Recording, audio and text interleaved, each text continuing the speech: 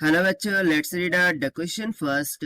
Two resistances 100 plus minus 3 ohm and 200 plus minus 4 ohm are connected in series. Find the equivalent resistance with error limits. So for this, let's see the solution here.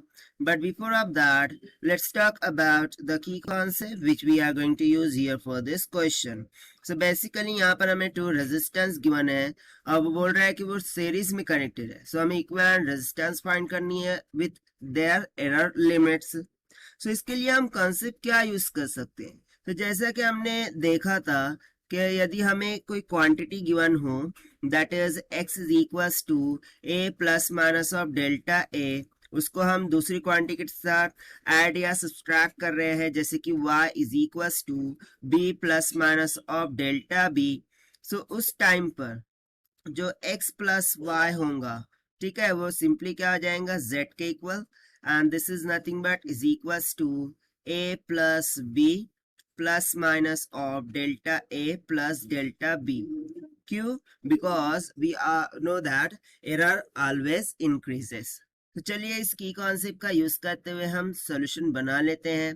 तो सबसे पहले मैं late कर लेता हूँ कि first resistance R1 है जो कि 100 प्लस माइनस 3 के इक्वल है और सेकंड रेजिस्टेंस R2 है जो कि 200 प्लस माइनस 4 ओहम के इक्वल है। ठीक है, सो बोल रहा है दोनों सीरीज में कनेक्टेड है। तो जब रेजिस्टेंस को सीरीज में कनेक्ट किया जाता है सो उनकी इक्विवेलेंट रेजिस्टेंस क्या हो जाती है R1 प्लस R2 हो जाती है। सो बाय यूजिंग द कॉन्सेप्ट सबसे पहले तो हम R इक्विवेलेंट फाइंड कर लेंगे that is R1 plus R2। सो उसके लिए मैं सिर्फ इनकी ट्रू जो वैल्यूज है, ठीक है, जैसे कि ये 100 प्लस 200 सिर्फ इनको ही कंसिडर करूंगा। ये आ जाएंगी वन ब्रैकेट में प्लस माइनस और जो उनके एरर्स होंगे, ठीक है, दैट इज 3 एंड 4, वो अदर ब्रैकेट में ले लेंगे दैट इज 3 प्लस 4।